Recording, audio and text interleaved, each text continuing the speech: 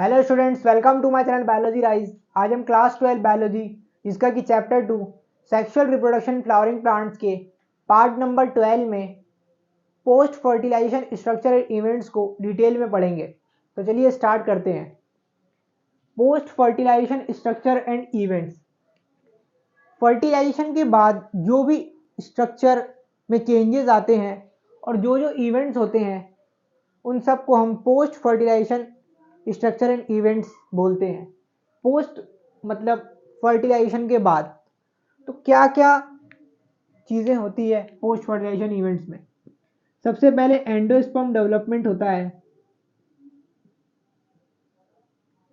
फिर एंडोस्पर्म के बाद एम्ब्रियो डेवलपमेंट होता है, फिर ओव्यूल सीड्स में डेवलप होते हैं और ओवरी फ्रूट्स में। इन सारे प्रोसेस को कलेक्टिवली हम post fertilization structure and events बोलते हैं। मतलब यही वो जो इवेंट्स होते हैं जो फर्टिलाइजेशन के बाद होते हैं। तो आज हम सबसे पहले एंडोस्पर्म डेवलपमेंट को डिटेल में पढ़ेंगे, क्योंकि एंडोस्पर्म डेवलप होने के बाद ही एम्ब्रियो डेवलपमेंट होता है। ऐसा क्यों होता है उसे अभी हम समझेंगे। तो चलिए स्टार्ट करते हैं।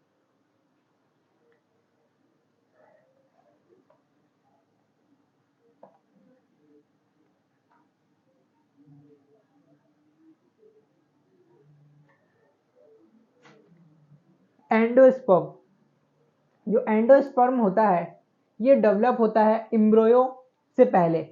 ऐसा इसीलिए होता है क्योंकि एम्ब्रियो डेवलप होने के लिए उसे न्यूट्रिशन की ज़रूरत होती है, जो कि एंडोस्पर्म प्रोवाइड करता है। क्योंकि एंडोस्पर्म में एक रिजर्व फूड मटेरियल होता है जिसमें न्यूट्रिशन होता है, जो हेल्प करता है एम्ब्रियो डेवलपमेंट में। जो प्राइमरी एंडोस्पर्म सेल होता है, मतलब अगर हम एम्ब्रियो सैक का स्ट्रक्चर वापस एक बार देखें तो एंटीपोडल सेल्स प्रेजेंट होते हैं, 3 एंटीपोडल सेल्स प्रेजेंट होते हैं और यहाँ पर 2 सिनर्जिड्स प्रेजेंट होते हैं, एक एग सेल, बीच में एक सेंट्रल सेल और उसमें 2 पोलर न्यूक्लियाई प्रेजेंट होते हैं। ये जो सेंट्रल सेल होता है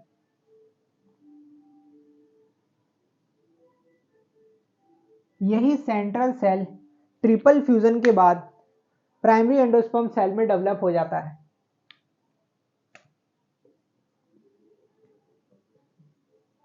ये जो प्राइमरी एंडोस्पर्म सेल होता है ये फर्दर डेवलप होता है एंडोस्पर्म में।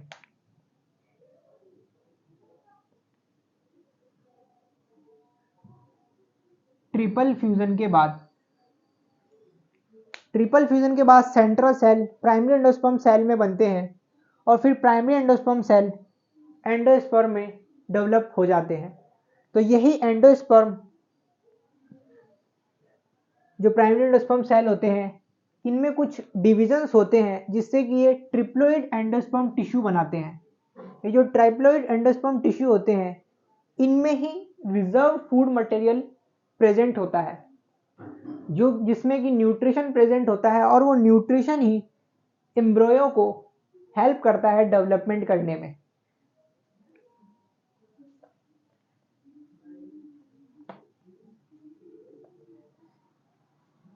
ये जो ट्रिप्लोइड एंडोस्पर्म टिश्यू होते हैं इसके सेल्स में रिजर्व फूड मटेरियल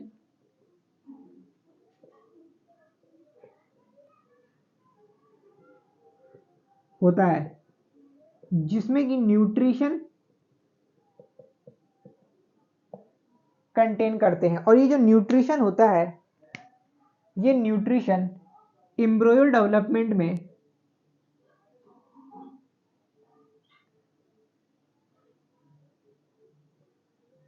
हेल्प करता है।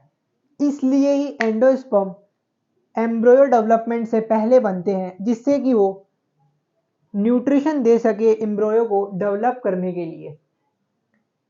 जो प्राइमरी एंडोस्पर्म न्यूक्लियस होता है ये मोस्ट कॉमन टाइप का एंडोस्पर्म होता है। ये प्राइमरी एंडोस्पर्म न्यूक्लियस डिवाइड कर कर फ्री न्यूक्लियाई बनाता है, बहुत सारे फ्री न्यूक्लियाई बनाता है, जैसे कि कुछ इस तरह से। ये जो फ्री न्यूक्लियाई होते हैं इनमें एंडोस्पर्म डेवलप होता है और फिर ये फ्री न्यूक्लियर एंडोस्पर्म बन जाते हैं और इस स्टेज को हम फ्री न्यूक्लियर स्टेज बोलते हैं।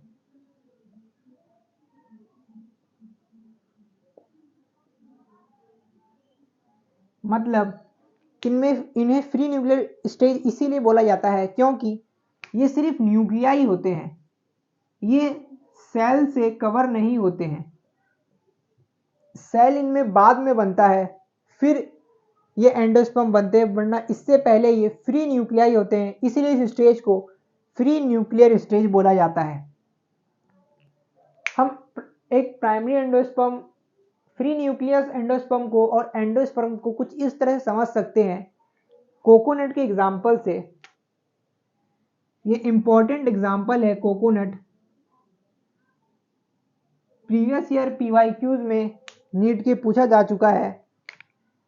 जो कोकोनट का वाइड हार्ड सरफेस होता है उसे हम एंडोस्पर्म बोलते हैं, वही एंडोस्पर्म होता है। और जो अंदर लिक्विड टाइप मतलब कि वाटर जो प्रेजेंट होता है कोकोनट के अंदर, वही फ्री न्यूक्लियर एंडोस्पर्म होता है।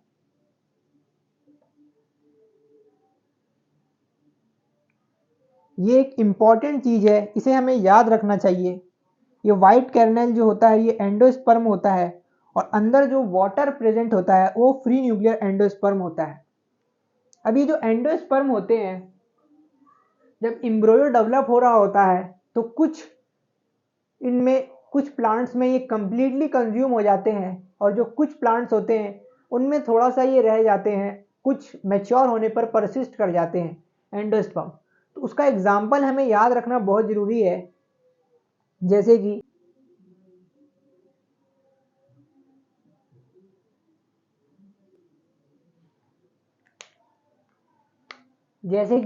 कुछ में ये कंप्लीटली कंज्यूम हो जाते हैं और कुछ में ये बच जाते हैं।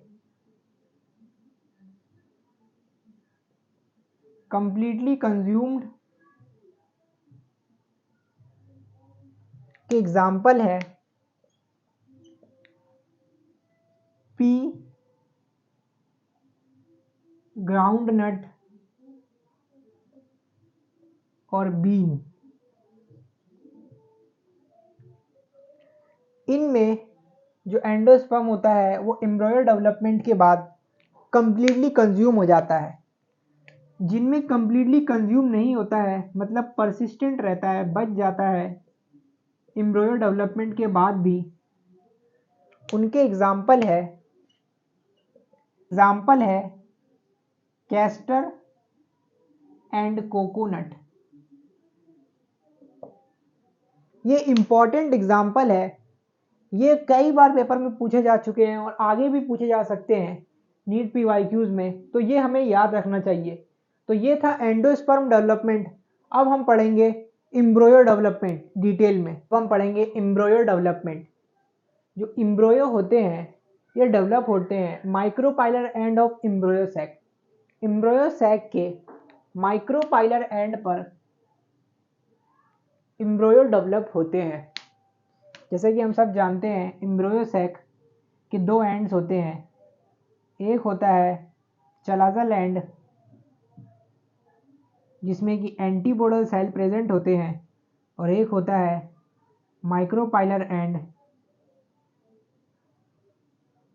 जिसमें कि दो सिनर्जिड्स और एक सेल प्रेजेंट होता है, बीच में होता है सेंट्रल सेल और पोलर न्यूक्लियाई। तो जो माइक्रोपाइलर एंड होता है वहां पर ही एम्ब्रियो डेवलप होता है, क्योंकि जो मेल गैमेट होता है वो आकर इस एग सेल से फ्यूज माइक्रोपाइलर एंड पर करता है और जाइगोट ही फर्दर एम्ब्रियो में डेवलप होता है। जो जाइगोट जब डेवलप होता है वो तब डेवलप होता है एम्ब्रियो में जब कुछ एंडोस्पर्म फॉर्म हो चुका होता है। जैसे कि हमने भी पढ़ा, जरूरी है कि एंडोस्पर्म एम्ब्रियो डेवलपमेंट से पहले कुछ अमाउंट में बन जाए, जिससे कि जाइगोट को न्यूट्रिशन मिल सके और वो डेवलप हो सके एम्ब्रियो में। जो सीड होता है वो डिफर करता है greatly early stages of embryo development. मतलब जो सीड्स होते हैं, जो ओव्यूल से सीड बनने वाले होते हैं, वो सीड अर्ली स्टेजेस में, मतलब जब एम्ब्रियो डेवलप हो रहा होता है, एम्ब्रियोजेनी कहते हैं उसे हम, एम्ब्रियोजेनी, अब एम्ब्रियो डेवलपमेंट हो रहा होता है तो जो सीड्स होते हैं वो डिफर करते हैं ग्रेटली स्टेजेस में, मतलब अलग शेप के होते हैं। पर जब एम्ब्रियो डेवलप हो चुका होता है, जो जो सीड्स होते हैं मोनोकॉट और डाइकॉट के, वो लगभग लगभग सेम होते हैं। जो जाइगोट वो सबसे पहले डेवलप होते हैं प्रो एम्ब्रियो में,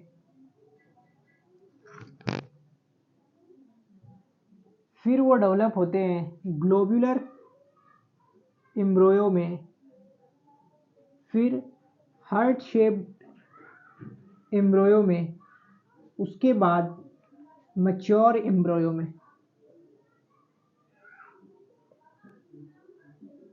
इनके स्ट्रक्चर कुछ इस तरह से होते हैं। जायगोट जो कि एक डाइप्लॉइड सेल होता है, वो कुछ इस तरह का शेप का होता है जिसमें एक न्यूक्लियस प्रेजेंट होता है। प्रो एम्ब्रियो में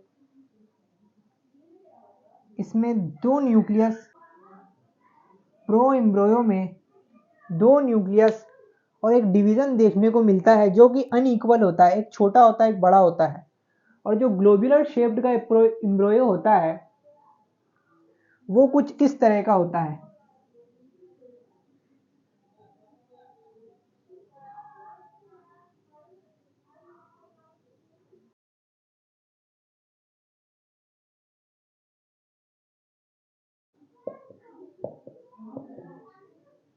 और जो हार्ट शेप,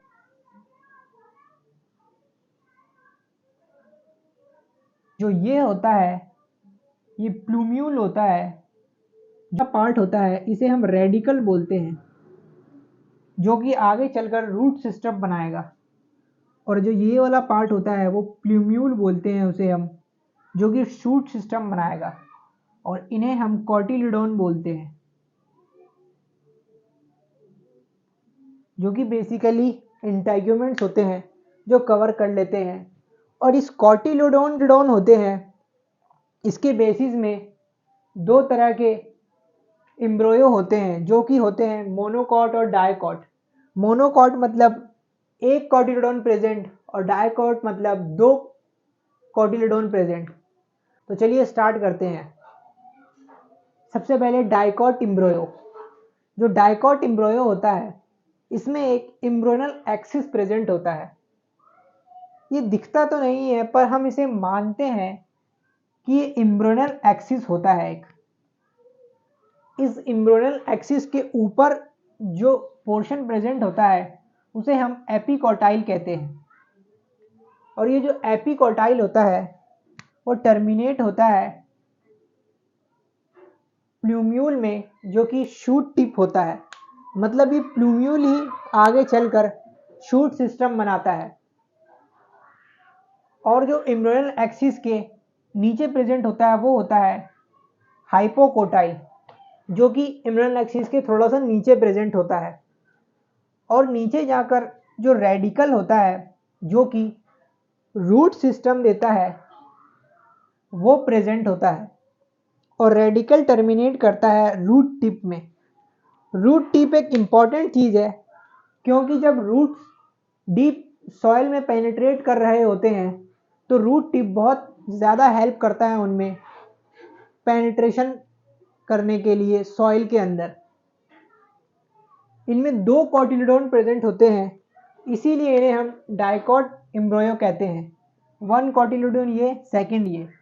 इनमें दो कॉटिलिडोन प्रेजेंट होते हैं। कुछ इस तरह का स्ट्रक्चर होता है डाइकॉट एम्ब्रियो का। अब हम समझेंगे मोनोकॉट एम्ब्रियो का स्ट्रक्चर। जो मोनोकॉट एम्ब्रियो होता है ज़्यादातर जो ग्रासेस फैमिली होती है उनके कॉटिलेडोन को हम स्क्यूटेलम बोलते हैं। ये एक इम्पॉर्टेंट पॉइंट है, प्रीवियस ईयर क्वेश्चंस में भी पूछा जा चुका है नीट के, और आगे भी पूछा जा सकता है। तो ये हमें याद रखना चाहिए, जो ग्रासेस होते हैं उनमें कॉटिलिडोन्स को हम स्क्यूटेलम बोलते हैं। ये जो स्ट्रक्चर होता है मोनोकॉट एम्ब्रियो का, वो कुछ इस तरह से होता है कि इसमें एक कॉटिलिडोन प्रेजेंट होता है जिसे हम स्क्यूटेलम बोलते हैं ग्रासेस में। और ये एक कॉटिलिडोन स्मॉल कॉटिलिडोन लाइक स्ट्रक्चर होता है, पर ये इतना छोटा होता है जिसे हम कॉटिलिडोन कंसिडर नहीं करते, इसलिए हम इसे एपीब्लास्ट बोलते हैं। अगर ये बन जाता तो ये डाइकॉट एम्ब्रियो होता, पर नहीं बन पाते हैं, ये मैच्योर नहीं हो पाते कॉटिलिडोन में, इसीलिए हम इन्हें मोनोकॉट एम्ब्रियो कहते हैं, क्योंकि ये कंसिस्ट करते हैं सिर्फ एक कॉटिलिडोन जो कि ऊपर प्रेजेंट होता है। दो तरह का इसमें स्ट्रक्चर प्रेजेंट होता है।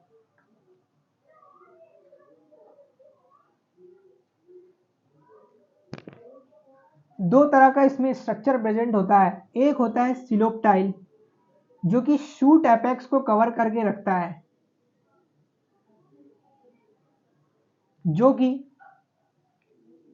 आगे चलकर शूट सिस्टम बनाते हैं, मतलब सिलोप्टाइल जो कवर कर रहा होता है शूट एपेक्स को मतलब प्लूम्यूल।